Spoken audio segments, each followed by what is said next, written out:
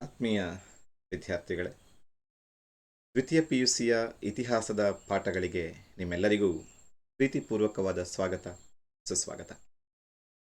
ಮೊದಲನೆಯ ಅಧ್ಯಾಯ ಪೀಠಿಕೆಯ ಭಾಗದ ಪ್ರಶ್ನೋತ್ತರಗಳನ್ನು ನಾವು ಈ ಒಂದು ಭಾಗದಲ್ಲಿ ಅಧ್ಯಯನ ಮಾಡಲಿಕ್ಕಿದ್ದೀವಿ. ಪಾಠವನ್ನು ಪೂರ್ತಿಯಾಗಿ 8 ಹಂತಗಳಲ್ಲಿ ಅಧ್ಯಯನ ಮಾಡಿದ್ದೀವಿ.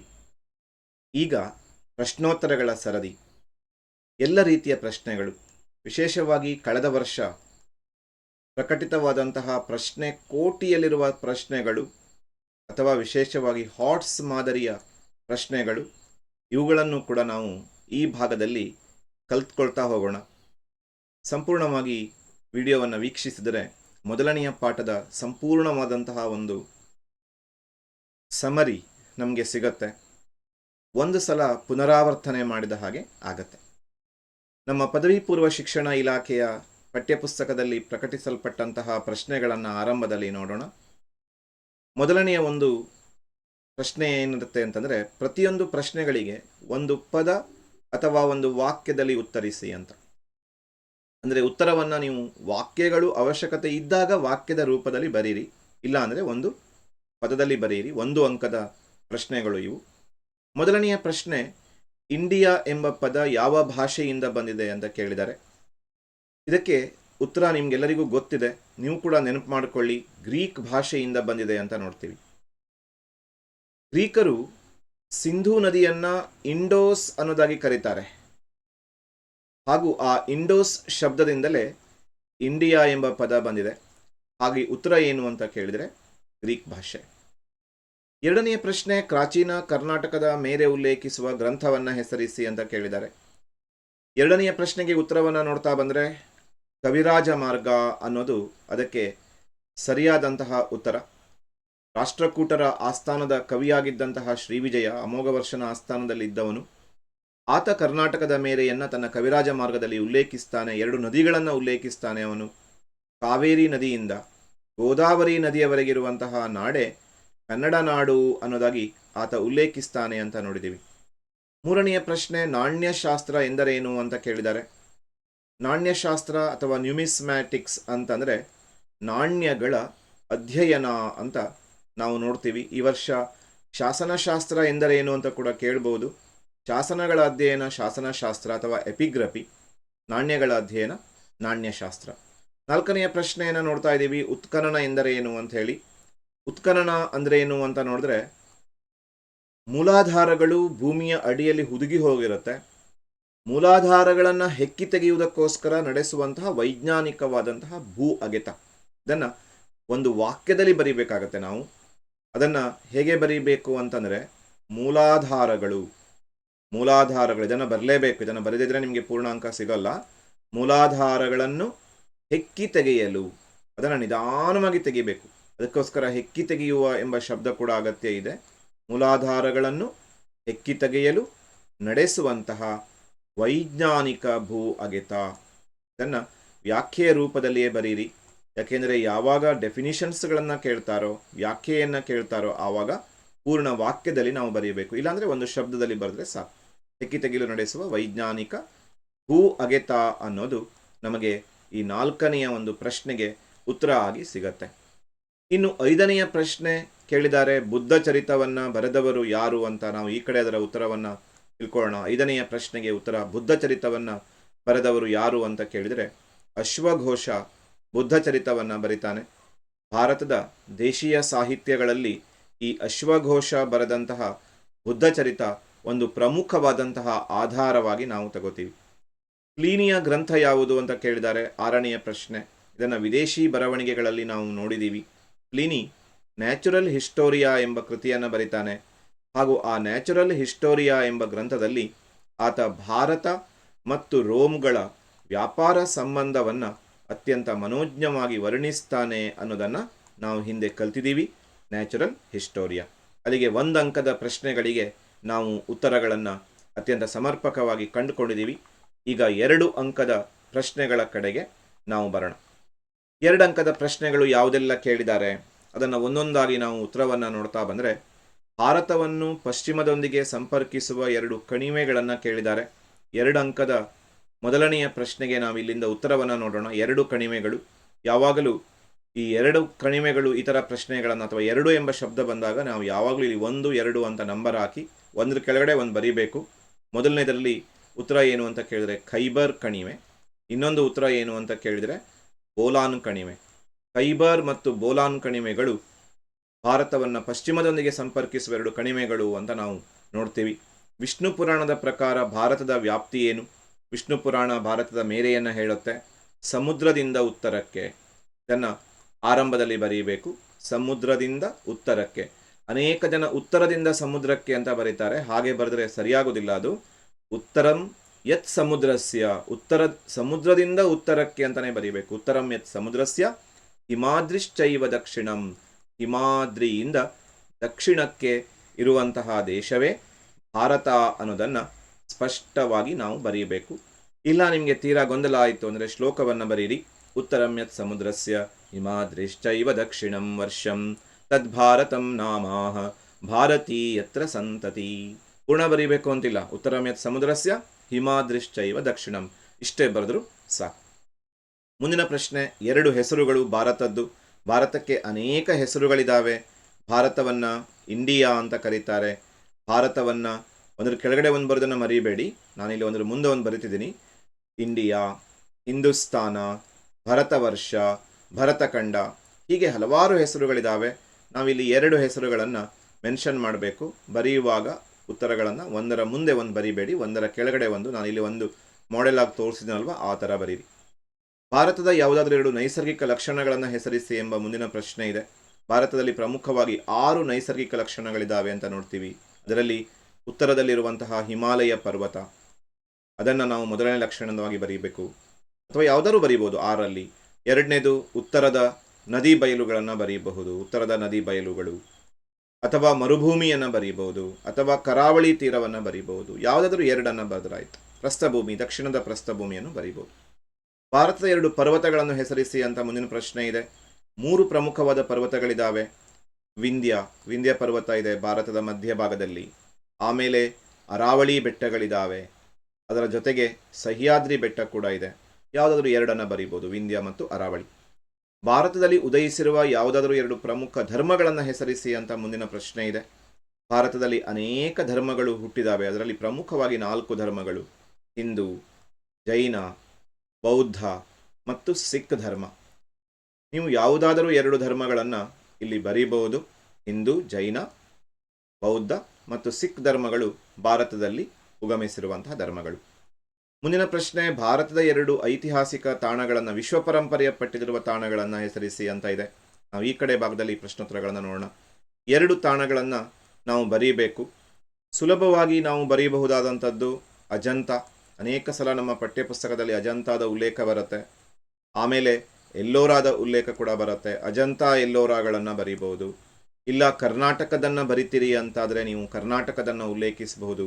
ಉದಾಹರಣೆಗೆ ಕರ್ನಾಟಕದಲ್ಲಿ ಆದರೆ ಹಂಪಿಯನ್ನು ಬರೀಬಹುದು, ಪಟ್ಟದಕಲ್ಲನ್ನು ಬರೀಬಹುದು. ಇತ್ತೀಚೆಗೆ ಬೇಲೂರು ಹಳೆಬೀಡುಗಳು ಕೂಡ ಈ ವಿಶ್ವ ಪರಂಪರೆಯ ಪಟ್ಟಿಯಲ್ಲಿ ಹೆಸರು ಪಡ್ಕೊಂಡಿದ್ದಾವೆ ಅಂತ ನೋಡ್ತೀವಿ. ಪ್ರಾಚೀನ ಭಾರತದ 2 ವಿಶ್ವವಿದ್ಯಾಲಯಗಳನ್ನು ಹೆಸರಿಸಿ. ಇಲ್ಲಿ ನಾವು ವಿಶ್ವವಿದ್ಯಾಲಯಗಳನ್ನು ಹೆಸರಿಸಬೇಕು. ನಮ್ಮ ದೇಶದ ಅತ್ಯಂತ ಪ್ರಾಚೀನ ವಿಶ್ವವಿದ್ಯಾಲಯ ಆದಂತಹ ತಕ್ಷಶಿಲೆಯನ್ನು ಆರಂಭದಲ್ಲಿ ಹೆಸರಿಸಬೇಕು. ಆಮೇಲೆ ನಳಂದಾವನ್ನು ಉಲ್ಲೇಖಿಸಬಹುದು, ಅಥವಾ ಕಂಚಿಯನ್ನು ಕೂಡ ಬರೀಬಹುದು, ಅಥವಾ ನಳಂದ ಕಂಚಿಯನ್ನು ಕೂಡ ಬರೀಬಹುದು. ಕವಿರಾಜ ಮಾರ್ಗದ ಪ್ರಕಾರ ಕರ್ನಾಟಕದ ವಿಸ್ತಾರವೇನು ಅಂತ ಕೇಳಿದ್ದಾರೆ. ಆಗಲೇ ನಾವು ನೋಡಿದ್ದೀವಿ 1 ಅಂಕದ ಪ್ರಶ್ನೆಯನ್ನು ನೋಡುವಾಗ. ಕವಿರಾಜ ಮಾರ್ಗದ ಕವಿ ಶ್ರೀವಿಜಯ ಹೇಳ್ತಾನೆ, ಉತ್ತರದಲ್ಲಿ ಗೋದಾವರಿ ನದಿಯಿಂದ. ನೀವು ಉತ್ತರ ಅನ್ನುವ ಶಬ್ದ ಬರಿದಿದ್ರೂ ನಡೆಯುತ್ತೆ. ಇಲ್ಲಿ 2 ನದಿಗಳ ಹೆಸರು ಬರಬೇಕು, ಗೋದಾವರಿಯಿಂದ ಕಾವೇರಿ ನದಿಯವರೆಗೆ.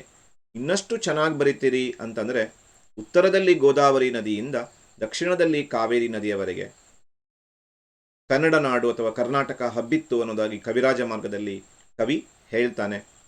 ಗೋದಾವರಿಯಿಂದ ಕಾವೇರಿ ಅಂತನಾದರೂ ಬರೀರಿ, ಅಥವಾ ಕಾವೇರಿಯಿಂದ ಗೋದಾವರಿ ಅಂತನಾದರೂ ಬರೀರಿ.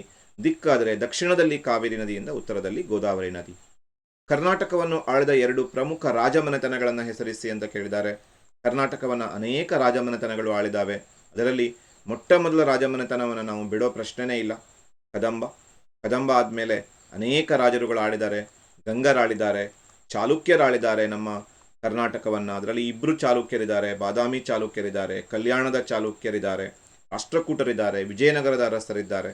ಯಾವುದಾದ್ರೂ ಇಬ್ಬರ ಹೆಸರನ್ನು ನಾವಿಲ್ಲಿ ಉಲ್ಲೇಖಿಸಬೇಕು. ಮುಂದಿನ ಒಂದು ಪ್ರಶ್ನೆಗೆ ಬರೋದಾದರೆ ಪ್ರಶ್ನೆ ಸಂಖ್ಯೆ ಆಧಾರವಿಲ್ಲದೆ ಇತಿಹಾಸವಿಲ್ಲ, ಕರ್ನಾಟಕದ 2 ಭೌಗೋಳಿಕ ಲಕ್ಷಣಗಳನ್ನು ತಿಳಿಸಿ ಅನ್ನುವ ಪ್ರಶ್ನೆ ಇದೆ. ಕರ್ನಾಟಕದ 2 ಭೌಗೋಳಿಕ ಲಕ್ಷಣ ಭಾರತದ ಭೌಗೋಳಿಕ ಲಕ್ಷಣದಲ್ಲಿ ಕೂಡ ಇರುವಂಥದ್ದನ್ನೇ ಬರೆದು ಬಿಟ್ಟರೆ ಅಲ್ಲಿಯೂ ಉತ್ತರ ಆಗುತ್ತೆ, ಇಲ್ಲೂ ಕೂಡ ಉತ್ತರ ಆಗುತ್ತೆ. ಕರಾವಳಿ ತೀರ ಎರಡೂ ಕಡೆ ಇದೆ. ಜೊತೆಯಲ್ಲಿ ಎರಡನೆಯ ಒಂದು ಪ್ರದೇಶವಾಗಿ ನಾವು ಮಲೆನಾಡನ್ನು ಬರಿತೀವಿ, ಅಥವಾ ಸಹ್ಯಾದ್ರಿ ಅಂತ ಕೂಡ ಬರೀಬೋದು. ಇನ್ನು ಉತ್ತರದ ಬಯಲು ಮತ್ತು ದಕ್ಷಿಣದ ಬಯಲುಗಳನ್ನು ಮೂರನೆಯ ಒಂದು ಪ್ರಾಕೃತಿಕ ಲಕ್ಷಣವಾಗಿ ನೋಡ್ತೀವಿ. ಆಧಾರವಿಲ್ಲದೆ ಇತಿಹಾಸವಿಲ್ಲ ಏಕೆ ಎನ್ನುವ ಪ್ರಶ್ನೆಯನ್ನು ಕೇಳಿದ್ದಾರೆ.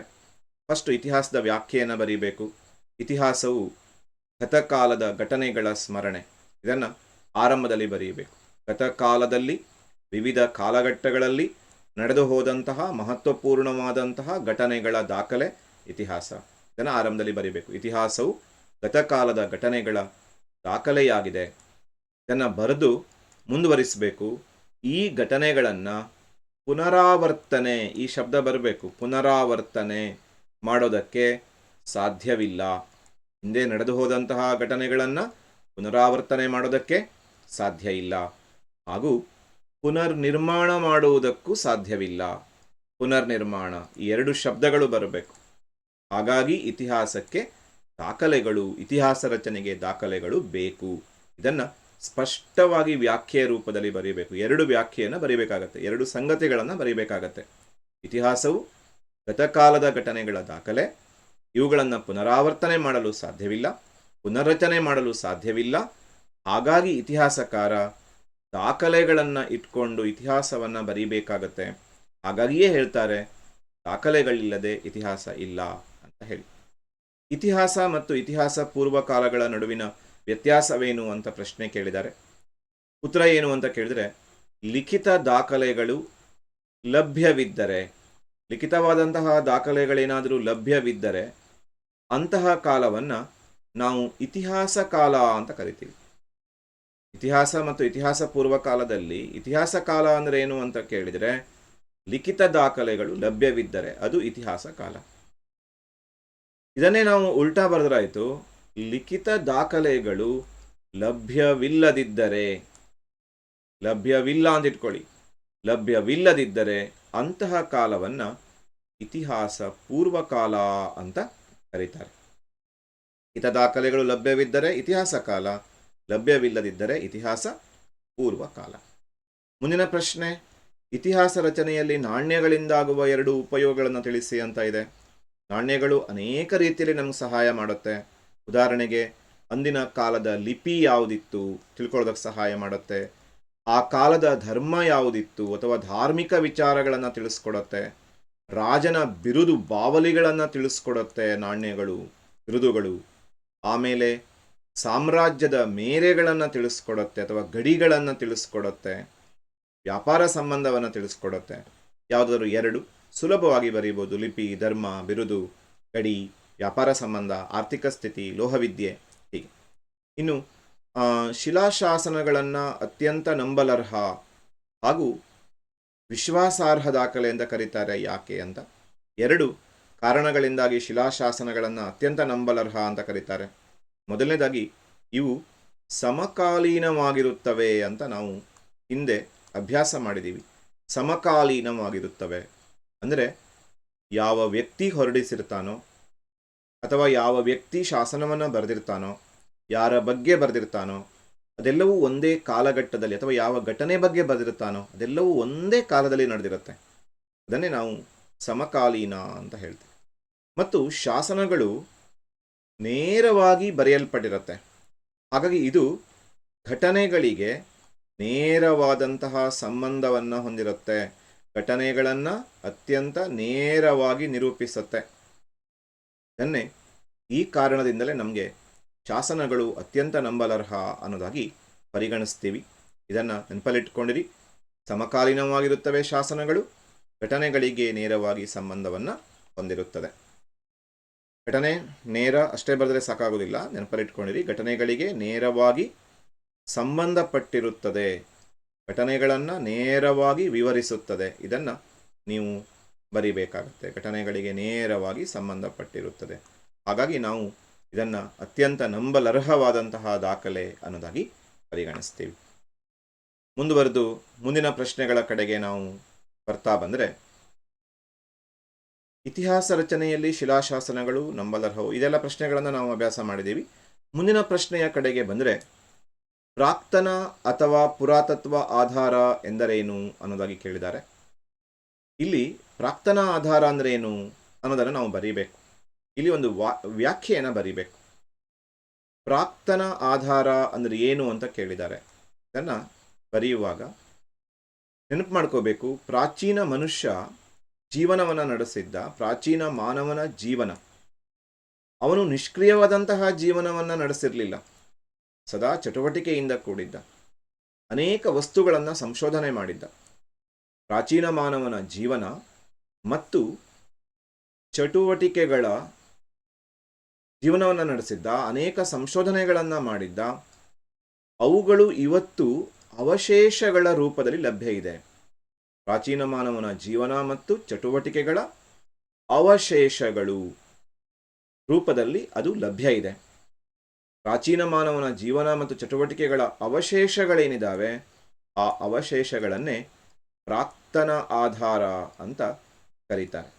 ಇಲ್ಲಿ 2 ಅಂಕಕ್ಕೆ 2 ಶಬ್ದಗಳು ಬೇಕು. ಪ್ರಾಚೀನ ಮಾನವನ ಜೀವನ ಮತ್ತು ಚಟುವಟಿಕೆ, ಅವುಗಳ ಅವಶೇಷ ಏನಿದೆ ಅದೇ ಪ್ರಾಕ್ತನ ಆಧಾರ ಅನ್ನೋದಾಗಿ ನಾವು ಕರಿತೀವಿ.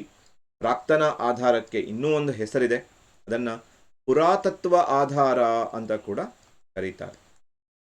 ಸಾಧ್ಯ ಆದರೆ ಉದಾಹರಣೆಗಳನ್ನು ಕೊಡಿ, ಆವಾಗ ನಿಮ್ಮ ಉತ್ತರಕ್ಕೆ ಹೆಚ್ಚು ಸ್ಪಷ್ಟತೆ ಸಿಗತ್ತೆ. ಉದಾಹರಣೆಗೆ, ಆತ ತಯಾರಿಸಿದಂತಹ ಆಭರಣಗಳಿರಬಹುದು, ಅಥವಾ ಆಟಿಕೆಗಳಿರಬಹುದು, ಅಥವಾ ಆಯುಧಗಳಿರಬಹುದು, ಸ್ಮಾರಕಗಳಿರಬಹುದು. ಅದನ್ನು ನೀವೇನು ಮಾಡಿ ಉದಾಹರಣೆಯಾಗಿ ಕೊಟ್ಟರೆ ಆಗ ಹೆಚ್ಚು ಸ್ಪಷ್ಟತೆ ಸಿಗುತ್ತೆ ಉತ್ತರಕ್ಕೆ. ಸಾಹಿತ್ಯ ಆಧಾರದ 2 ಪ್ರಮುಖ ಪ್ರಕಾರಗಳನ್ನು ತಿಳಿಸಿ ಅಂತ ಇದೆ. ಸಾಹಿತ್ಯ ಆಧಾರದಲ್ಲಿ 2 ಆಧಾರಗಳಿದ್ದಾವೆ. ಒಂದು ದೇಶೀಯ ಸಾಹಿತ್ಯ, ಇನ್ನೊಂದು ವಿದೇಶಿ ಬರವಣಿಗೆಗಳು ಅಂತ. ದೇಶೀಯ ಮತ್ತು ವಿದೇಶೀಯ ಇಷ್ಟು ಬರೆದು ನಿಮ್ಗೆ ಮಾರ್ಕ್ಸ್ ಸಿಗತ್ತೆ. ಬಟ್ ಚೆನ್ನಾಗಿ ಬರೆಯೋಣ ಅಂತಂದರೆ ದೇಶೀಯ ಸಾಹಿತ್ಯ ಅಂತ ಬರೀರಿ, ವಿದೇಶೀಯ ಬರವಣಿಗೆ ಅಂತ ಬರೀರಿ. ಅಲ್ಲಿಗೆ ನಾವು 2 ಅಂಕದ ಎಲ್ಲ ಪ್ರಶ್ನೆಗಳನ್ನು ಮುಗಿಸಿದ್ದೀವಿ.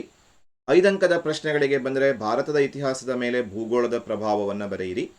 ನಾವಿಲ್ಲಿ ಏನು ಬರೀಬೇಕು ಅನ್ನೋದನ್ನು ಸಂಕ್ಷಿಪ್ತವಾಗಿ ಹೇಳೋದಾದರೆ, ಮೊದಲನೇದಾಗಿ ಹಿಮಾಲಯ ಪರ್ವತ ಏನು ಪ್ರಭಾವ ಬೀರುತ್ತೆ ಇದನ್ನು ಬರೀಬೇಕು. ರಕ್ಷಣೆಯನ್ನು ಕೊಡುತ್ತೆ, ಶೀತಗಾಳಿಗಳನ್ನು ತಡೆದಿದೆ, ಇವುಗಳನ್ನೆಲ್ಲ ಬರೀಬೇಕು. ಉತ್ತರದ ನದಿ ಬಯಲುಗಳು ಪ್ರಭಾವವನ್ನು ಬರೀಬೇಕು.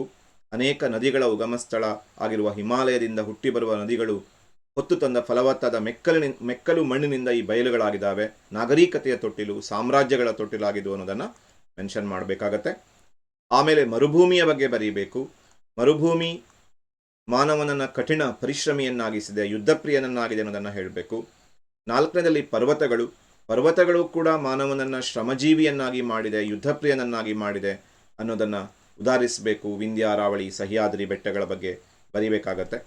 ಇನ್ನು 5ನೇದಾಗಿ ದಖನ್ ಪ್ರಸ್ಥಭೂಮಿಯ ಬಗ್ಗೆ ಬರೀಬೇಕು. ದಖನ್ ಪ್ರಸ್ಥಭೂಮಿ ಕೂಡ ಅನೇಕ ಸಾಮ್ರಾಜ್ಯಗಳ ಏಳಿಗೆ ಮತ್ತು ಅನೇಕ ಸಾಮ್ರಾಜ್ಯಗಳ ನಾಶಕ್ಕೆ ಕಾರಣ ಆಯಿತು. ಹಾಗೆ ಅಲ್ಲಿರುವಂತಹ ನೈಸರ್ಗಿಕ ಸಂಪನ್ಮೂಲಗಳಿಂದಾಗಿ, ಖನಿಜ ಸಂಪನ್ಮೂಲಗಳು ಹಾಗೂ ಬೃಹತ್ ಶಿಲಾಬಂಡೆಗಳಿಂದಾಗಿ ಅನೇಕ ಸ್ಮಾರಕಗಳು ರಚನೆಗೊಂಡು ಅನ್ನೋದನ್ನು ಬರೀಬೇಕು. ಕೊನೆಯದಾಗಿ ಕರಾವಳಿ ತೀರದ ಬಗ್ಗೆ ಬರಿತಾ, ಹಿಂದೊಮ್ಮೆ ಅದು ತಡೆಬೇಲಿಯಾಗಿತ್ತು, ಈಗ ಅದು ಸಂಪರ್ಕದ ಸಾಧನವಾಗಿದೆ ಅಂತ ಬರೆದು ಕೊನೆಯಲ್ಲಿ ಒಂದು ಉಪಸಂಹಾರವನ್ನು ಬರೀಬೇಕು. ಭಾರತದ ಬಹುತೇಕ ಭಾಗಗಳು ಉಷ್ಣವಲಯದಲ್ಲಿದೆ. ಈ ಉಷ್ಣವಲಯ ಮಾನವನ ಸರ್ವಾಂಗೀಣ ವಿಕಾಸಕ್ಕೆ ಅನುಕೂಲ ಆಗಿದೆ. ಹಾಗೆ ಭಾರತದಲ್ಲಿ ಅನೇಕ ವೈವಿಧ್ಯಮಯವಾದ ಜನಾಂಗಗಳು, ಸಸ್ಯವರ್ಗ, ಪ್ರಾಣಿವರ್ಗ ಎಲ್ಲ ಕಂಡುಬರುತ್ತೆ ಅನ್ನೋದನ್ನು ನಾವು ಮೊದಲನೆಯ ಪ್ರಶ್ನೆಯ ಉತ್ತರಕ್ಕೆ ಬರೀಬೇಕು. ಇನ್ನು 2ನೆಯ ಪ್ರಶ್ನೆಯ ಉತ್ತರಕ್ಕೆ ಬಂದರೆ, ಭಾರತದ ಇತಿಹಾಸದ ವಿಶಿಷ್ಟ ಲಕ್ಷಣಗಳು ಯಾವ್ಯಾವುದು, ಎಲ್ಲ ಲಕ್ಷಣಗಳನ್ನು ನಾವು ಒಂದ್ಸಲ ನೆನಪು ಮಾಡ್ಕೊಳ್ಬೇಕು. ನಾಗರಿಕತೆ ಮತ್ತು ಸಂಸ್ಕೃತಿಗಳಲ್ಲಿ ನಿರಂತರತೆ ಅನ್ನುವ ಮೊದಲನೆಯ ಪಾಯಿಂಟಲ್ಲಿ ನಾವು ಬರೀಬೇಕು. ಭಾರತ ಮತ್ತು ಚೀನಾಕ್ಕೆ ಮಾತ್ರ 4000 ವರ್ಷಗಳ ನಿರಂತರತೆ ಇದೆ ಅಂತ ಹೇಳಿ. ಆಮೇಲೆ ಸ್ತರಬದ್ಧವಾದ ವಿಕಾಸ ಅನ್ನುವಲ್ಲಿ ನಾವು ಹಂತವಾದ ವಿಕಾಸ ಆಯಿತು ಭಾರತದ ನಾಗರಿಕತೆ ಅಥವಾ ಭಾರತದ ಇತಿಹಾಸ ಅಂತ ನೋಡ್ತೀವಿ. ಮೂರನೇದರಲ್ಲಿ ವಿದೇಶಿ ದಾಳಿಗಳನ್ನು ಬರಿತೀವಿ, ವಿದೇಶಿಗರು ನಮ್ಮ ದೇಶದ ಮೇಲೆ ದಾಳಿ ಮಾಡಿದ ಬಗ್ಗೆ ಬರೀತೀರಿ. ನಾಲ್ಕನೇದಾಗಿ ಪ್ರಬಲವಾದಂತಹ ಮತ್ತು ಸಹಿಷ್ಣುವಾದಂತಹ ಹಿಂದೂ ಧರ್ಮದ ಬಗ್ಗೆ ನಾವು 4ನೇ ಪಾಯಿಂಟಲ್ಲಿ ಬರಿತೀವಿ. ವಸುದೈವ ಕುಟುಂಬಕಂ, ಸರ್ವೇ ಜನಾ ಸುಖಿನೋ ಭವಂತು, ಈ ತತ್ವಗಳ ಬಗ್ಗೆ ಉಲ್ಲೇಖಿಸ್ತೀವಿ. 5ನೇದಾಗಿ ಜಗತ್ತಿಗೆ ಭಾರತದ ಕೊಡುಗೆಗಳು, ಇದನ್ನು ಬಹಳ ಹೆಮ್ಮೆಯಿಂದ ವಿವರಿಸ್ತೀರಿ. ಬೇರೆ ಬೇರೆ ಕ್ಷೇತ್ರಗಳು, ವಿಶ್ವ ಪರಂಪರೆಯ ತಾಣಗಳು, ಗಣಿತ, ಸಂಗೀತ, ನೃತ್ಯ, ಶಿಕ್ಷಣ, ಹೀಗೆ ಆಕರ್ಷಣೆಯ ಕೇಂದ್ರವಾಗಿ ಭಾರತ, ಇದನ್ನು ನಾವು 6ನೆಯ ಒಂದು ಲಕ್ಷಣದಲ್ಲಿ ಬರಿತೀವಿ. ಆಕರ್ಷಣೆಯ ಕೇಂದ್ರವಾಗಿದೆ ಭಾರತ ಅಂತ ಹೇಳಿ. ಇಲ್ಲಿರುವ ಅನೇಕ ಪ್ರಾಕೃತಿಕ ಸಂಪತ್ತು, ಆಮೇಲೆ ಅಭಯಾರಣ್ಯಗಳು, ಗಿರಿಧಾಮಗಳು, ಕರಾವಳಿ ತೀರ, ಇದನ್ನೆಲ್ಲ ನೋಡೋದಕ್ಕೆ ಪ್ರವಾಸಿಗರು ಬರ್ತಾರೆ ಅಂತ. 7ನೇದು ವಿವಿಧತೆಯಲ್ಲಿ ಏಕತೆ. ವಿವಿಧತೆಯಲ್ಲಿ ಏಕತೆಯಲ್ಲಿ ನಾವು ವಿವಿಧತೆಯ ಶಕ್ತಿಗಳನ್ನು ಅಥವಾ ವಿವಿಧತೆಯ ಕ್ಷೇತ್ರಗಳನ್ನು, ಏಕತೆಯ ಶಕ್ತಿಗಳನ್ನು ನೋಡಬೇಕು. ವೈವಿಧ್ಯತೆಯಲ್ಲಿ ಏಕತೆ ಭಾರತದ ಪ್ರಮುಖ ಲಕ್ಷಣ. ಇದನ್ನು ಬರೆಯುವಾಗ ಇದೇ ಪಾಯಿಂಟ್ಸಿಗೆ ಸುದೀರ್ಘವಾಗಿ ಬರೀಬೇಕು. ಆರಂಭದಲ್ಲಿ ನಾವು ಭೌಗೋಳಿಕವಾದಂತಹ ವೈವಿಧ್ಯತೆಯನ್ನು ಬರೀಬೇಕು. ಭೌಗೋಳಿಕವಾದ ವೈವಿಧ್ಯತೆ, ಎಲ್ಲೆಲ್ಲಿ ವೈವಿಧ್ಯತೆ ಇದೆ ಅನ್ನೋದನ್ನು ಬರೀಬೇಕು. ವೈವಿಧ್ಯತೆಯ ಕ್ಷೇತ್ರಗಳು, ಅದರಲ್ಲಿ ಭೌಗೋಳಿಕ ವೈವಿಧ್ಯತೆ ಮೊದಲನೇದಾಗಿ ಬರಿತೀವಿ. ತಂಪಾದ ಪ್ರದೇಶ ಇದೆ, ಉಷ್ಣ ಪ್ರದೇಶ ಇದೆ, ಹೀಗೆಲ್ಲ ಬರಿತೀವಿ. ಭಾಷಾ ವೈವಿಧ್ಯತೆ ಬಗ್ಗೆ ಬರಿತೀವಿ, ಬೇರೆ ಬೇರೆ ಭಾಷೆಗಳು. ಜನಾಂಗೀಯ ವೈವಿಧ್ಯತೆಗಳ ಬಗ್ಗೆ ಬರಿತೀವಿ, ಬೇರೆ ಬೇರೆ ಜನಾಂಗಗಳು ನಮ್ಮ ದೇಶದಲ್ಲಿದ್ದಾವೆ. ಸಾಮಾಜಿಕ ವೈವಿಧ್ಯತೆ, ಕೌಟುಂಬಿಕ ವ್ಯವಸ್ಥೆಯಲ್ಲಿ, ಉಡುಗೆ ತೊಡುಗೆಯಲ್ಲಿ, ಆಮೇಲೆ ವೇಷಭೂಷಣಗಳಲ್ಲೆಲ್ಲ ವ್ಯತ್ಯಾಸ ಇದೆ ಅಂತ ಬರಿತೀವಿ. ಧಾರ್ಮಿಕ ವೈವಿಧ್ಯತೆಯನ್ನು ಬರಿತೀವಿ, ಬೇರೆ ಬೇರೆ ಧರ್ಮಗಳಿದ್ದಾವೆ, ಹಿಂದೂಗಳಿದ್ದಾರೆ, ಮುಸ್ಲಿಮರಿದ್ದಾರೆ, ಕ್ರಿಶ್ಚಿಯನರಿದ್ದಾರೆ, ಜೈನರಿದ್ದಾರೆ, ಬೌದ್ಧರಿದ್ದಾರೆ ಅಂತ ಬರಿತೀರಿ. ಆಮೇಲೆ ಆರ್ಥಿಕ ವೈವಿಧ್ಯತೆಯನ್ನು ಬರಿತೀರಿ. ನಮ್ಮ ದೇಶದಲ್ಲಿ ಬಡತನವೂ ಇದೆ, ಶ್ರೀಮಂತಿಕೆಯೂ ಇದೆ, ಮುಂದುವರೆದ ಪ್ರದೇಶವೂ ಇದೆ, ಹಿಂದುಳಿದ ಪ್ರದೇಶವೂ ಇದೆ. ಇವೆಲ್ಲ ವೈವಿಧ್ಯತೆಯ ಕ್ಷೇತ್ರಗಳು. ವೈವಿಧ್ಯತೆಯ ಕ್ಷೇತ್ರಗಳಾದ ಮೇಲೆ ಬಹಳ ಮುಖ್ಯವಾಗಿ ಅನೇಕ ಜನ ಮರ್ತು ಬಿಡ್ತೀರಿ, ಏಕತೆಯ ಶಕ್ತಿಗಳನ್ನು ಬರೀಬೇಕು. ಅದರಲ್ಲಿ ಮತ್ತೆ ಭೌಗೋಳಿಕ ಏಕತೆಯನ್ನು ಬರೀಬೇಕು. ಭೌಗೋಳಿಕ ಏಕತೆಯಲ್ಲಿ ಉತ್ತರದಲ್ಲಿ ಹಿಮಾಲಯ, ದಕ್ಷಿಣದಲ್ಲಿ ಹಿಂದೂ ಮಹಾಸಾಗರ ನಮಗೆ ಏಕತೆಯನ್ನು ತಂದಿದೆ.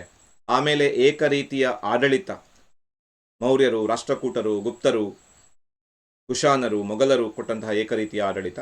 ಆಮೇಲೆ ನಾವು ಬರಿತಾ ಹೋದರೆ ಏಕರೀತಿಯ ಶಿಕ್ಷಣ ಮತ್ತು ಸಾಹಿತ್ಯ, ಸಂಸ್ಕೃತ ಭಾಷೆ, ಪರ್ಷಿಯನ್ ಭಾಷೆ, ಆಮೇಲೆ ಇಂಗ್ಲಿಷ್ ಮಾಧ್ಯಮಗಳು ನಮ್ಮನ್ನು ಒಂದುಗೂಡಿಸಿದ್ದು. ಸಾಹಿತ್ಯದಲ್ಲಿ ವೇದಗಳು, ಉಪನಿಷತ್ತುಗಳು, ರಾಮಾಯಣ, ಮಹಾಭಾರತದ ಕೃತಿಗಳ ಕಡೆಗೆ ಬರೀಬೇಕು ನಾವು. ಆಮೇಲೆ ಮುಂದುವರೆದು ಸಾಮಾಜಿಕ ಮತ್ತು ಧಾರ್ಮಿಕ ಸಭೆ ಸಮಾರಂಭಗಳು ನಮ್ಮನ್ನು ಒಟ್ಟುಗೂಡಿಸಿದಾವೆ. ನಾವೆಲ್ಲ ನಮ್ಮ ಭೇದ ಭಾವವನ್ನು ಮರೆತು ಸಮಾರಂಭಗಳಲ್ಲಿ ಭಾಗವಹಿಸ್ತೀವಿ, ಸಹಭೋಜನವನ್ನು ನಡೆಸ್ತೀವಿ. ಕೊನೆಯದಾಗಿ ಇತ್ತೀಚಿನ ಬದಲಾವಣೆಗಳನ್ನು ಬರೀಬೇಕು. ಇದರಲ್ಲಿ ಬಹಳ ಮುಖ್ಯವಾಗಿ ನಾವು ಉಲ್ಲೇಖಿಸಬೇಕಾದ ಭಾಗ ಅಂತಂದರೆ ಸಂವಿಧಾನ. ನಮ್ಮ ಸಂವಿಧಾನ ಸಮಾನತೆಗೆ ಪ್ರಾಮುಖ್ಯತೆಯನ್ನು ಕೊಟ್ಟಿದೆ, ಜಾಗತೀಕರಣ, ಉದಾರೀಕರಣ ಕೂಡ ಸಹಾಯ ಮಾಡಿದೆ ಅನ್ನೋದನ್ನು ನಾವು ಬರಿಬೇಕಾಗತ್ತೆ. ಇನ್ನು ಮುಂದುವರೆದು ಭಾರತದ ಇತಿಹಾಸ ರಚನೆಗೆ ವಿದೇಶಿ ಬರಹಗಾರರ ಕೊಡುಗೆಗಳನ್ನು ಬರೆಯಿರಿ ಅನ್ನುವಾಗ, ವಿದೇಶಿ ಬರಹಗಾರರು ಯಾಕೆ ಬಂದರು ಅದನ್ನೆಲ್ಲ ಬರೆದು ಬಿಟ್ಟು ನಾವು ಬರಿಬೇಕಾದಂತಹ ಬಹಳ ಪ್ರಮುಖವಾದ ವಿಷಯ ಯಾವುದು ಅಂತ ಕೇಳಿದ್ರೆ ಮೆಗಾಸ್ತಾನೀಸ್. ಈ ಮೆಗಾಸ್ತಾನೀಸ್ ಬರೆದಂತಹ ಇಂಡಿಕಾವನ್ನು ನಾವು ಮೆನ್ಷನ್ ಮಾಡಬೇಕು. ಆಮೇಲೆ 2ನೇದಾಗಿ ಟಾಲೆಮಿ ಬರೆದಂತಹ ಜಿಯಾಗ್ರಫಿಯನ್ನು ನಾವು ಇಲ್ಲಿ ಉಲ್ಲೇಖ ಮಾಡಲೇಬೇಕು, ಜಿಯಾಗ್ರಫಿ ಕೃತಿಯನ್ನು ಉಲ್ಲೇಖ ಮಾಡಬೇಕು. ಆಮೇಲೆ 3ನೇದಾಗಿ ಅನಾಮಧೇಯ ಗ್ರೀಕ್ ಲೇಖಕ ಬರೆದಂತಹ ಕೃತಿಯನ್ನು ಇಲ್ಲಿ ಉಲ್ಲೇಖಿಸಬೇಕು. The Periplus of the Erythraean ಸಿಯನ್ನು ಉಲ್ಲೇಖಿಸ್ತೀರಿ. The Periplus of the Erythraean Sea, ಭಾರತದ ಬಂದರು ನಗರಗಳು ಹಾಗೂ ಅಲ್ಲಿನ ರಾಜರುಗಳು ಮತ್ತು ಅಲ್ಲಿನ ಉತ್ಪಾದನೆಗಳ ಬಗ್ಗೆ ಬರೆದಂತಹ ಕೃತಿ the Periplus of the Erythraean Sea. ಆಮೇಲೆ 4ನೇದಾಗಿ ನಾವು ಪ್ಲೀನಿಯ ಬಗ್ಗೆ ಬರೀಬೇಕು. ಪ್ಲೀನಿಯ ನ್ಯಾಚುರಲ್ ಹಿಸ್ಟೋರಿಯಾ ಬಹಳ ಪ್ರಮುಖವಾದಂತಹ ಕೃತಿ. ನ್ಯಾಚುರಲ್ ಹಿಸ್ಟೋರಿಯಾದಲ್ಲಿ ಭಾರತ ಮತ್ತು ರೋಮ್ನ ವ್ಯಾಪಾರ ಸಂಬಂಧಗಳು ನಮಗೆ ಗೊತ್ತಾಗತ್ತೆ. ಪ್ಲೀನಿಯ ನ್ಯಾಚುರಲ್ ಹಿಸ್ಟೋರಿಯಾವನ್ನು ಬರಿತೀರಿ.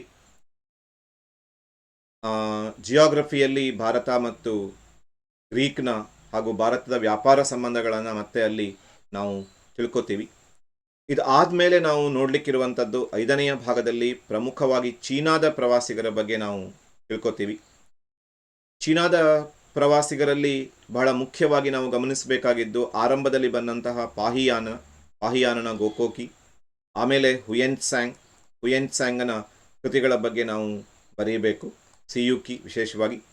ಆಮೇಲೆ ಇತ್ಸಿಂಗ್ ರಾಜಗೃಹ, ಕಾಶಿ, ನಳಂದಾದ ಬಗ್ಗೆ ಹೇಳಿದಂತಹ ಮಾತುಗಳನ್ನು ನಾವಿಲ್ಲಿ ಬರೀಬೇಕು, ಇತ್ಸಿಂಗನ ಬರಹಗಳು. ಆಮೇಲೆ 6ನೇದಾಗಿ ನಾವು ಮಧ್ಯಯುಗೀನ ಭಾರತದ ಇತಿಹಾಸಕ್ಕೆ ಬಂದರೆ ಅಲ್ಲಿ ಬರಾನಿ ಬರೆದಂತಹ ಕೃತಿಗಳು ಅಥವಾ ಬತೂತನ ಬರಹಗಳು, ಆಮೇಲೆ ರಾಷ್ಟ್ರಕೂಟರ ಆಸ್ಥಾನಕ್ಕೆ ಬಂದಂತಹ ಸುಲೈಮಾನನ ಬರಹಗಳು, ಇವುಗಳನ್ನು ನಾವು ಉಲ್ಲೇಖಿಸಬೇಕು. 7ನೆಯ ಭಾಗಕ್ಕೆ ಬಂದರೆ ಬಾಬರನಿಂದ ಆರಂಭಿಸಿ ಅಬುಲ್ ಫಜಲ್ವರೆಗೆ ಬೇರೆ ಬೇರೆ ಇತಿಹಾಸಕಾರರು ಬರೆದಂತಹ ಕೃತಿಗಳನ್ನು ಬರೀಬೇಕು. ಬಾಬರ್ನಾಮ, ಆಮೇಲೆ ಗುಲ್ಬದನ್ ಬಾನು ಬೇಗಂ ಅವರ ಜಹಾಂಗೀರ್ ನಾಮ, ಅಬುಲ್ ಫಜಲನ ಅಕ್ಬರ್ ನಾಮ, ಐನಿ ಅಕ್ಬರಿ, ಜಹಾಂಗೀರ್ ನಾಮ, ಆಮೇಲೆ ಫಿರ್ದೋಷಿಯ ಶಹನಾಮ, ಇವೆಲ್ಲವನ್ನು 7ನೆಯ ಒಂದು ಭಾಗದಲ್ಲಿ ನಾವು ಉಲ್ಲೇಖಿಸಬೇಕಾಗತ್ತೆ. ಇನ್ನು ಕೊನೆಯ ಭಾಗದಲ್ಲಿ ನಾವು ಉಲ್ಲೇಖಿಸಲಿಕ್ಕಿರುವಂತಹ ವಿಚಾರ ಈ ಪ್ರಶ್ನೆಗೆ ಸಂಬಂಧಪಟ್ಟಂತೆ ಏನು ಅಂತ ಕೇಳಿದರೆ, ಮುಖ್ಯವಾಗಿ ಅನೇಕ ಯುರೋಪಿಯನ್ ಬರಹಗಾರರ ಬಗ್ಗೆ ಉಲ್ಲೇಖಿಸಬೇಕು. ವಿಶೇಷವಾಗಿ ಕರ್ನಾಟಕಕ್ಕೆ ಸಂಬಂಧಪಟ್ಟಂತೆ ವಿಜಯನಗರದ ಇತಿಹಾಸವನ್ನು ಹೇಳುವಂತಹ, ಬಹಮನಿ ಸಾಮ್ರಾಜ್ಯದ ಬಗ್ಗೆ ಮಾಹಿತಿಯನ್ನು ಕೊಡುವಂತಹ ಬರಹಗಾರರು. ಅವರಲ್ಲಿ ನಿಕೊಲೋ ಕಾಂಟಿಯ ಹೆಸರನ್ನು ಉಲ್ಲೇಖಿಸಿದರೂ ಸಾಕು ನೀವು. ನಿಕೊಲೋ ಕಾಂಟಿ, ಆಮೇಲೆ ನಿಕಿಟನ್ನ ಇಟಲಿಯ ನಿಕೊಲೋ ಕಾಂಟಿ, ರಷ್ಯಾದ ನಿಕಿಟನ್, ಪೋರ್ಚುಗಲ್ನ ಪಯಾಸ್, 3 ಜನ ಇದ್ದಾರೆ. ಆಮೇಲೆ ನ್ಯೂನಿಜ್, ಆನಂತರದಲ್ಲಿ ಬಾರ್ಬೋಸಾ, ಈ 3 ಪೋರ್ಚುಗಲ್ನ ಪ್ರವಾಸಿಗರು. ಇವರೆಲ್ಲರ ಉಲ್ಲೇಖವನ್ನು ಮಾಡಿದ್ರೆ ಸಾಕು. ಜೊತೆಗೆ ಪರ್ಷಿಯಾದ ರಾಯಭಾರಿಯಾಗಿ ಬಂದಂತಹ ಅಬ್ದುಲ್ ರಜಾಕ್, ಹಾಗೂ ತಾಳಿಕೋಟೆ ಯುದ್ಧದ ನಂತರ ನಮ್ಮ ದೇಶಕ್ಕೆ ಬಂದಂತಹ ಸೀಸರ್ ಫೆಡ್ರಿಸಿ, ಇವರ ಉಲ್ಲೇಖವನ್ನು ಮಾಡಿ ಇವರೆಲ್ಲ ನಮಗೆ ವಿಜಯನಗರದ ಬಗ್ಗೆ ಮಾಹಿತಿಯನ್ನು ಕೊಟ್ಟಿದ್ದಾರೆ, ಬಹಮನಿಗಳ ಬಗ್ಗೆ ಮಾಹಿತಿ ಕೊಟ್ಟಿದ್ದಾರೆ ಅಂತ ನಾವು ಉಲ್ಲೇಖಿಸಬೇಕಾಗತ್ತೆ. ಇನ್ನು ಕೊನೆಯ ಪ್ರಶ್ನೆ, ಭಾರತದ ಇತಿಹಾಸ ರಚನೆಯಲ್ಲಿ ಪ್ರಾಕ್ತನ ಆಧಾರಗಳ ಮಹತ್ವವನ್ನು ಬರೆಯಿರಿ ಅನ್ನುವಂತಹ ಪ್ರಶ್ನೆ ಇದೆ. ಪ್ರಾಕ್ತನ ಆಧಾರ ಅಂದರೆ ಏನು ಅನ್ನೋದನ್ನು ಆರಂಭದಲ್ಲಿ ಬರೀಬೇಕು. ಪ್ರಾಚೀನ ಮಾನವನ ಜೀವನ ಮತ್ತು ಚಟುವಟಿಕೆಗಳ ಆಧಾರಗಳೇ ಪ್ರಾಕ್ತನ ಆಧಾರ ಅನ್ನೋದನ್ನು ಮೆನ್ಷನ್ ಮಾಡಬೇಕು. ಆರಂಭದಲ್ಲಿ ಉತ್ಖನನದ ಬಗ್ಗೆ ಬರೀಬೇಕು. ಉತ್ಖನನದ ಅರ್ಥ, ಉತ್ಖನನದಿಂದ ಏನಾಯಿತು, ವಿಶೇಷವಾಗಿ ಲಿಖಿತ ದಾಖಲೆಗಳು ಇಲ್ಲದೇ ಇದ್ದಾಗ ಉತ್ಖನನ ನಮಗೆ ಬಹಳ ಪ್ರಮುಖವಾದಂತಹ ಮಾಹಿತಿಯನ್ನು ಕೊಡುತ್ತೆ. ಕಾರ್ಬನ್ 14ರ ವಿಧಾನದ ಮೂಲಕವಾಗಿ ನಾವು ಕಂಡುಹಿಡಿಯಲ್ಪಟ್ಟಂತಹ ಅವಶೇಷಗಳ ಕಾಲವನ್ನು ನಿರ್ಣಯ ಮಾಡ್ತೀವಿ. ಉತ್ಖನನ ಆದಮೇಲೆ ನಾವು ಸ್ಮಾರಕಗಳು, ಐತಿಹಾಸಿಕ ಮಹತ್ವವುಳ್ಳ ಕಟ್ಟಡಗಳು, ಅಲ್ಲಿನ ಆರ್ಥಿಕ ಸ್ಥಿತಿ, ಸಾಮಾಜಿಕ ಸ್ಥಿತಿ, ರಾಜಕೀಯ ಸ್ಥಿತಿ, ಧಾರ್ಮಿಕ ಸ್ಥಿತಿಯನ್ನು ಹೇಳ್ಕೊಡುತ್ತೆ. ಆಮೇಲೆ ನಾಣ್ಯಗಳ ಅಧ್ಯಯನವೇ ನಾಣ್ಯಶಾಸ್ತ್ರ ಅಂತ ನೋಡಿದ್ದೀವಿ. ನಾಣ್ಯಗಳಿಂದ ಲಿಪಿ, ಧರ್ಮ, ಆರ್ಥಿಕ ಸ್ಥಿತಿ, ಲೋಹವಿದ್ಯೆ ಇವುಗಳನ್ನು ತಿಳ್ಕೊಬೋದು. ಯಾದವರು, ಶಾತವಾಹನರು, ವಿಜಯನಗರದ ಅರಸರು, ಗುಪ್ತರ ಕಾಲದ ಇತಿಹಾಸ ತಿಳ್ಕೊಳ್ಳೋದಕ್ಕೆ ನಾಣ್ಯಗಳು ಸಹಾಯ ಮಾಡುತ್ತೆ. ಆಮೇಲೆ ವರ್ಣಚಿತ್ರಗಳು, ಅಂದಿನ ಸಾಮಾಜಿಕ ಜೀವನವನ್ನು ನಿರೂಪಿಸುವಂತಹ ವರ್ಣಚಿತ್ರಗಳು, ಅಜಂತಾದಲ್ಲಿರುವ ವರ್ಣಚಿತ್ರಗಳು, ಲೇಪಾಕ್ಷಿಯಲ್ಲಿರುವಂತಹ ವರ್ಣಚಿತ್ರಗಳು, ಪುಲಿಕೇಶಿ ಮತ್ತು ಖುಸ್ರೋ ಅವರ ಸಂಬಂಧವನ್ನು ತಿಳಿಸುವಂಥ ಚಿತ್ರಗಳು, ಇವೆಲ್ಲವನ್ನು ಇಲ್ಲಿ ಉದಾಹರಿಸಬೇಕು. ಕೊನೆಯದಾಗಿ ನಾವು ಶಾಸನಗಳ ಬಗ್ಗೆ ಹೇಳಬೇಕು. ಅದರಲ್ಲಿ ಅಶೋಕನ ಶಿಲಾಶಾಸನಗಳಿದ್ದಾವೆ, ಅಲಹಾಬಾದ್ ಸ್ತಂಭ ಶಾಸನ ಇದೆ, ಐಹೊಳೆ ಶಾಸನ ಇದೆ, ಖಾರವೇಲಿನ ಹತಿಗುಂಪ ಶಾಸನ ಇದೆ, ಹಲ್ಮಿಡಿ ಶಾಸನ ಇದೆ. ಅವೆಲ್ಲದರ ಬಗ್ಗೆ ಮಾಹಿತಿ ಕೊಡಬೇಕು. ಶಾಸನಗಳ ಅಧ್ಯಯನವೇ ಶಾಸನಶಾಸ್ತ್ರ. ಮಹತ್ವವನ್ನು ವಿಶೇಷವಾಗಿ ಹೈಲೈಟ್ ಮಾಡಬೇಕು. ಲಿಖಿತ ದಾಖಲೆಗಳು ಇಲ್ಲದೇ ಇದ್ದಾಗ ಇವು ನಮಗೆ ಏಕೈಕ ಆಧಾರ ಆಗಿರುತ್ತೆ, ಹಾಗೂ ಶಾಸನಗಳು ಅತ್ಯಂತ ನಂಬಲರ್ಹ ಆಧಾರವನ್ನು ಕೊಡುತ್ತೆ. ಘಟನೆಗಳಿಗೆ ಅವು ನೇರವಾಗಿ ಸಂಬಂಧಪಟ್ಟಿರುತ್ತೆ, ಸಮಕಾಲೀನವಾಗಿರುತ್ತೆ. ಈ ಎಲ್ಲ ವಿಚಾರಗಳನ್ನು ನಾವು ಸಂಕ್ಷಿಪ್ತವಾಗಿ ವಿವರಿಸಿದರೆ ಎಲ್ಲ 5 ಅಂಕದ ಪ್ರಶ್ನೆಗಳನ್ನು ಅಭ್ಯಾಸ ಮಾಡಿದಾಗತ್ತೆ. ಇನ್ನು ಪ್ರಶ್ನೆ ಕೋಟಿಯಲ್ಲಿರುವಂತಹ ಪ್ರಶ್ನೆಗಳು, ಇಲ್ಲಿ ಬಹು ಆಯ್ಕೆಯ ಪ್ರಶ್ನೆಗಳನ್ನು ಗಮನಿಸ್ತೀರಿ. ಹಾಟ್ಸ್ ಕ್ವಶನ್ ಅಂತ ಕರೆಸಿಕೊಂಡಂತಹ ಪ್ರಶ್ನೆಗಳು. ಆ ಹಾಟ್ಸ್ ಕ್ವಶನ್ಗಳಲ್ಲಿ ನಾವಿಲ್ಲಿ ಪ್ರತಿಪಾದನೆ ಮತ್ತು ಕಾರಣ ಪ್ರಶ್ನೆಗಳನ್ನು ನೋಡ್ತಿದ್ದೀವಿ. ಇಂಡಿಯಾ ಎಂಬ ಪದವು ಇಂಡೋಸ್ ಎಂಬ ಗ್ರೀಕ್ ಪದದಿಂದ ಬಂದಿದೆ, ಇದು ಪ್ರತಿಪಾದನೆ. ಉಪಖಂಡದ ಪ್ರಮುಖ ನದಿಯಾದ ಸಿಂಧು ನದಿಗೆ ಈ ಪದವನ್ನು ಬಳಸಲಾಗಿದೆ, ಇದು ಕಾರಣ. ಆಯ್ಕೆಗಳನ್ನು ನೋಡಿದ್ರೆ ಎ ಸರಿಯಾಗಿದೆ, ಬಿ ತಪ್ಪಾಗಿದೆ, ಎ ತಪ್ಪಾಗಿದೆ, ಬಿ ಸರಿಯಾಗಿದೆ, ಎ ಬಿ 2 ಸರಿಯಾಗಿದೆ, ಸರಿಯಾದ ವಿವರಣೆ ಅಲ್ಲ, ಸರಿಯಾದ ವಿವರಣೆಯಾಗಿದೆ. ಈಗ ನಾವು ಓದಿದ್ದನ್ನು ಒಂದ್ಸಲ ಸ್ಪಷ್ಟವಾಗಿ ನೆನಪು ಮಾಡ್ಕೊಳ್ಬೇಕು. ಗ್ರೀಕರು ಭಾರತಕ್ಕೆ ಬಂದರು, ಇಂಡೋಸ್ ಅನ್ನೋದಾಗಿ ಸಿಂಧು ನದಿಯನ್ನು ಕರೆದರು. ಹಾಗೆ ಆ ಇಂಡಿಯಾ ಎಂಬ ಹೆಸರು ಭಾರತಕ್ಕೆ ಬಂತು. ಅಲ್ಲಿಗೆ ಉತ್ತರ ಯಾವುದು ಅಂತ ಕೇಳಿದರೆ ಎ ಮತ್ತು ಬಿ 2 ಸರಿಯಾಗಿದೆ, ಹಾಗೂ ಬಿ ಎನ ಸರಿಯಾದ ವಿವರಣೆಯಾಗಿದೆ ಅನ್ನೋದು ಉತ್ತರ ಆಗಿದೆ. ಉತ್ತರವನ್ನು ಬರೆಯುವಾಗ ಯಾವಾಗಲೂ ಆಪ್ಷನನ್ನು ಕರೆಕ್ಟಾಗಿ ಬರೀರಿ. ಡಿ ಪೂರ್ಣ ಬರೀಬೇಕು, ಬರೀ ಡಿ ಅಂತ ಬರೆದು ಸಾಕಾಗೋದಿಲ್ಲ. ಎ ಮತ್ತು ಬಿ 2 ಸರಿಯಾಗಿದೆ ಮತ್ತು ಸರಿಯಾದಂತಹ ವಿವರಣೆಯಾಗಿದೆ ಅಂತ ಬರೀಬೇಕು. ಬಿಟ್ಟ ಸ್ಥಳವನ್ನು ತುಂಬಿರಿ ಅನ್ನುವ ಪ್ರಶ್ನೆ ಇದೆ. 6 ಆಯ್ಕೆಗಳನ್ನು ಕೊಟ್ಟಿರ್ತಾರೆ, 5 ಪ್ರಶ್ನೆಗಳಿರ್ತದೆ. ಬಹಳ ಸುಲಭವಾದಂತಹ ಒಂದು ಭಾಗ ಅನ್ಕೋತೀವಿ, ಆದರೆ ನಾವು ಆಯ್ಕೆಗಳನ್ನು ಕೊಟ್ಟಾಗ ಹುಷಾರಾಗಿ ಬರೀಬೇಕು. ಇಲ್ಲಿ ಆಯ್ಕೆಗಳನ್ನು ಕೊಟ್ಟಿಲ್ಲ. ಕರ್ನಾಟಕದ ಜನರನ್ನು ಡ್ಯಾಶ್ ಗ್ರಂಥದಲ್ಲಿ ಕರುನಾಡರ್ ಎಂದು ಉಲ್ಲೇಖಿಸಲಾಗಿದೆ ಅಂತ ಪ್ರಶ್ನೆ ಇದೆ. ಕರ್ನಾಟಕದ ಪ್ರಾಚೀನತೆಗೆ ಬಂದಾಗ ನಮಗೆ ಇದಕ್ಕೆ ಉತ್ತರ ಸಿಗುತ್ತೆ. ಶಿಲಪ್ಪಾದಿಗಾರಂ, ತಮಿಳು ಮಹಾಕಾವ್ಯ, ತಮಿಳು ಕೃತಿ, ಇಳಂಗೋ ಅಡಿಗಳ್ ಬರೆದಂತಹ ಶಿಲಪ್ಪಾದಿಗಾರಂ ಈ ಕೃತಿಯಲ್ಲಿ ಕನ್ನಡಿಗರನ್ನ ಕರುನಾಡರ್ ಅಂತ ಕರೆಯಲಾಗಿದೆ. ವೆಲ್ವಿಕುಡಿ ತಾಮ್ರಪತ್ರದಲ್ಲಿ ಕನ್ನಡಿಗರನ್ನ ಕರುನಾಡಗನ್ ಅಂತ ಕರೆದಿದೆ. ಎರಡೊಂದು ನೆನಪಲ್ಲಿಟ್ಕೊಂಡಿರಿ. ವೆಲ್ವಿಕುಡಿ ತಾಮ್ರಪತ್ರದಲ್ಲಿ ಕರುನಾಡಗನ್ ಅನ್ನೋದಾಗಿ ಕನ್ನಡಿಗರನ್ನ ಉಲ್ಲೇಖಿಸಿದೆ ಅನ್ನೋದು ಕೂಡ ಬಹಳ ಮಹತ್ವ ಆಗುತ್ತೆ. ಶಿಲಪ್ಪಾದಿಗಾರಂ ಕರುನಾಡರ್ ಅಂತ ಉಲ್ಲೇಖಿಸಿದೆ. ಡ್ಯಾಶ್ ಗ್ರೀಕ್ ಕೃತಿ ಭಾರತದ ಕಡಲತೀರದ ನಗರಗಳು, ರಾಜರು, ಉತ್ಪಾದನೆಯ ಕುರಿತು ತಿಳಿಸುತ್ತದೆ ಅಂತ ಇದೆ. ಈಗ ಮಾತ್ರ ನೋಡಿದ್ದೀವಿ ವಿದೇಶಿ ಸಾಹಿತ್ಯದಲ್ಲಿ the Periplus of the Erythraean Sea. The Periplus of the Erythraean ಸಿಯಲ್ಲಿ ಇದರ ಬಗ್ಗೆ ನಮಗೆ ಸಾಕಷ್ಟು ಉಲ್ಲೇಖ ಸಿಗುತ್ತೆ. ಅನಾಮಧೇಯ ಲೇಖಕ ಬರೆದದ್ದು ಅನ್ನೋದು ಗಮನದಲ್ಲಿ ಇರಲಿ. ಹೊಂದಿಸಿ ಬರೆಯಿರಿ. ಇಲ್ಲಿ ಪ್ಲೀನಿ ನ್ಯಾಚುರಲ್ ಹಿಸ್ಟೋರಿಯಾ ಹೊಂದಿಸಿಯೇ ಕೊಟ್ಟಿದ್ದಾರೆ. ಟಾಲೆಮಿ ಜಿಯೋಗ್ರಫಿ ಹೊಂದಿಸ್ಕೊಂಡೇ ಇದೆ. ಅಬುಲ್ ಫಜಲ್ ಅಕ್ಬರ್ ನಾಮ ಹೊಂದಿಸಿಕೊಂಡಿದೆ. ಪಾಣಿನಿಯ ಕೃತಿಯನ್ನು ತಿಳಿಸಿ. ಪಾಣಿನಿಯ ಕೃತಿ ನಮ್ಮ ಪಠ್ಯಪುಸ್ತಕದಲ್ಲಿ ಇರುವಂತೆ ನಾವು ಬರೆಯೋದಾದರೆ ಮಹಾಭಾಷ್ಯವನ್ನು ಪಾಣಿನಿ ಬರೆದಿದ್ದಾನೆ. ವಾಸ್ತವಿಕವಾಗಿ ಪಾಣಿನಿ ಬರೆದದ್ದು ಅಷ್ಟಾಧ್ಯಾಯಿ, ಆದರೆ ಪುಸ್ತಕದಲ್ಲಿ ಉಲ್ಲೇಖಿಸಿರುವಂತೆ ನಾವು ಬರೆಯುವುದು ಉತ್ತಮ. ಮಹಾಭಾಷ್ಯ. ದೇಶೀಯ ಸಾಹಿತ್ಯ ಆಧಾರ ಎಂದರೇನು ಅನ್ನುವ ಪ್ರಶ್ನೆಯನ್ನು ಕೇಳಿದ್ದಾರೆ. ದೇಶೀಯ ಸಾಹಿತ್ಯ ಅಂತಂದರೆ ದೇಶದ ಲೇಖಕರು ಅಥವಾ ದೇಶದ ಬರಹಗಾರರು ಅಂತ ಇಟ್ಕೊಳ್ಳೋಣ. ದೇಶದ ಬರಹಗಾರರು ಬರೆದಂತಹ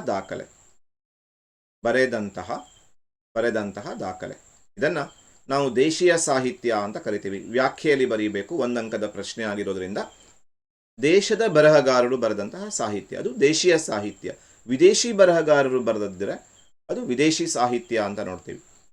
ಮುಂದಿನ ಒಂದು ಪ್ರಶ್ನೆಯ ಕಡೆಗೆ ಬಂದರೆ ಸಾಹಿತ್ಯಾಧಾರ ಅಂದರೆ ಏನು ಅನ್ನುವಂಥ ಪ್ರಶ್ನೆ ಕೇಳಿದ್ದಾರೆ. ಸಾಹಿತ್ಯಾಧಾರಕ್ಕೆ ಮತ್ತೆ ವ್ಯಾಖ್ಯೆಯನ್ನು ಬರೀಬೇಕು. ಆರಂಭದಲ್ಲಿ ಮರದ ತೊಗಟೆಯ ಮೇಲೆ ಬರೀಲಿಕ್ಕೆ ಶುರು ಮಾಡಿದ್ರು. ಅದನ್ನು ನಾವು ಮೆನ್ಷನ್ ಮಾಡಬೇಕು. ಈ ಶಬ್ದಕ್ಕೆ ಬಹಳ ಪ್ರಾಮುಖ್ಯತೆ ಇದೆ ಈ ವ್ಯಾಖ್ಯೆಯಲ್ಲಿ. ಆರಂಭದಲ್ಲಿ ಮರದ ತೊಗಟೆ, ತಾಳೆಗರಿಯ ಮೇಲೆ ಬರೆದ್ರು. ಕಾಲಾನಂತರದಲ್ಲಿ ಕಾಗದದ ಮೇಲೆ ಬರೆದ್ರು.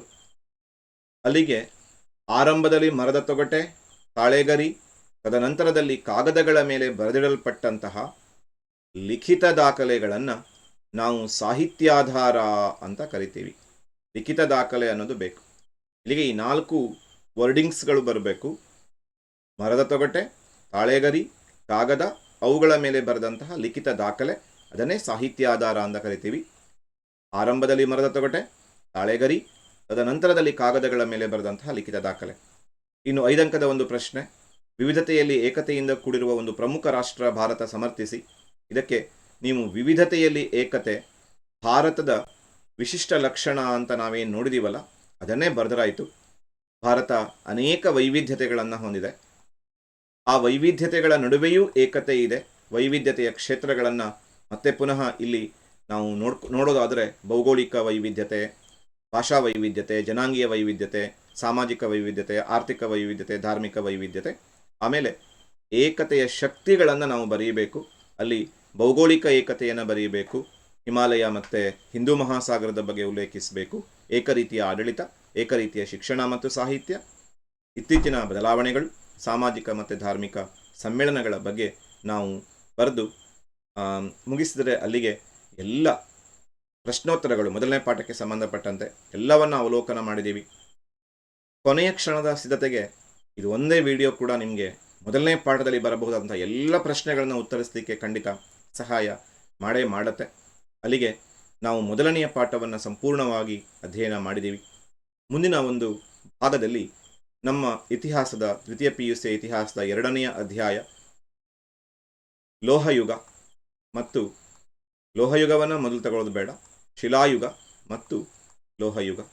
ಈ ಶಿಲಾಯುಗ ಮತ್ತು ಲೋಹಯುಗ ಈ ಪಾಠವನ್ನು ನಾವು ಮುಂದಿನ ಒಂದು ಅಧ್ಯಾಯದಲ್ಲಿ, ಮುಂದಿನ ಒಂದು ವಿಡಿಯೋದಲ್ಲಿ ನೋಡೋಣ. ಅಲ್ಲಿಯವರೆಗೂ ನಿಮಗೆ ಶುಭಾಶಯಗಳನ್ನು ಕೋರುತ್ತಾ, ಈ ವಿಡಿಯೋಗಳು ನಿಮ್ಮ ಅಧ್ಯಯನಕ್ಕೆ ಸಹಾಯ ಆಗಲಿ ಅಂತ ಆಶಿಸ್ತಾ ನಾವು ಈ ಭಾಗವನ್ನು ಮುಗಿಸೋಣ. ವಿಡಿಯೋ ಇಷ್ಟ ಆದರೆ ಇದನ್ನು ಖಂಡಿತ ನಿಮ್ಮ ಗೆಳೆಯರೊಡನೆ ಹಂಚಿಕೊಳ್ಳಿ. ಎಲ್ಲರಿಗೂ ಇದರ ಉಪಯೋಗ ಸಿಗಲಿ. Thank you. Take care.